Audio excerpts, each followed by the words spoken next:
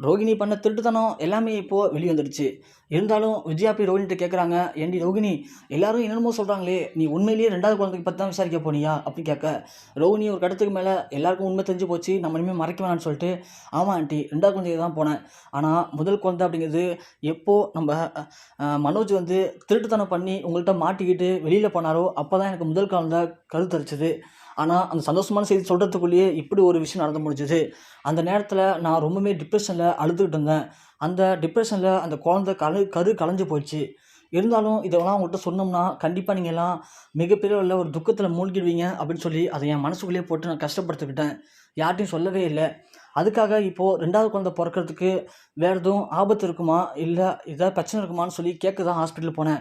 ஆனால் அதை யாரோ உங்கள்கிட்ட தப்பா அப்படி சொல்லியிருக்காங்க ஆண்டி அப்படின்னு சொல்லி ரோகிணி சொன்னதை கேட்ட விஜயா ரொம்பவே கொந்தளிச்சு ஸ்ருதியை பிடிச்சி கண்ணாபின்னு திட்டுறாங்க. யார் இவங்க சொன்னா அப்படின்னு சொல்லிட்டு.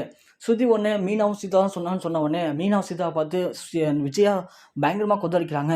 "ஏய் மீனா, எப்போ பார்த்தாலும் உனக்கு ரோகிணி வாழ்க்கையில் தலையிட தான் வேலையா? ஏற்கனவே ரோகிணி கர்ப்பமாக இருக்கான்னு சொல்லி ஒரு பிரச்சனை உண்டு பண்ணேன். இப்போ ரோகிணி வந்து 2வது குழந்தை பெற்றுக்கப்பான்னு சொல்லி ஒரு பிரச்சனை உண்டு பண்ணுற. எப்போ பார்த்தாலும் உன் பிரச்சனையை விட்டுட்டு ஏன் அடுத்தவங்க பிரச்சனையே சுற்றிட்டு இருக்க?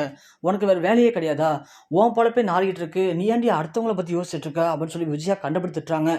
திட்டினது மட்டும் இல்லாமல் மீனா ஒன்று, "இல்லை அத்தை, நடந்தது நான் சொன்னேன்" அப்படின்னு சொல்லவும், ரோகிணி எதையும் மறைக்கிறாங்கன்னு நினைக்கிறேன்.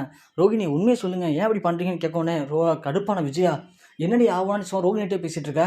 உனக்கு தேவையில்ல வேலை. ஃபஸ்ட்டு நீ இவனை வெளில கிளம்பின்னு சொல்லி, நீ இருக்காங்க அந்த வீட்டில் இவ்வளோ பிரச்சனையுமே. நீ எப்போ கார்டு எடுத்து வச்சியோ அப்போ இருந்த வீட்டில் பிரச்சனை தான் சொல்லி மீனாவை பிடிச்சி கழுத்தை பிடிச்சி வெளில தள்ளுறாங்க விஜயா. அப்போன்னு பார்த்து கரெக்டாக முத்து என்ட்ரி ஆகுறாரு. முத்து என்ட்ரி ஆன உடனே முத்து ரொம்பவே கொந்தளிச்சு, "எதுக்காக என் பொண்டாட்டிய புடிச்சு வெளிய தள்ளுனீங்க? ரோகிணி என்னென்ன திருட்டுத்தனம் பண்ணியிருக்கான்னு தெரியுமா? எல்லாத்தையுமே ஆதாரத்தோட நிரூபிச்சு உங்களையும் ரோகிணியும் நான் இந்த வீட்ட விட்டு வெளிய அனுப்பாம விடமாட்டேன்னு" சொல்லி முத்து சபதம் போடுறாரு.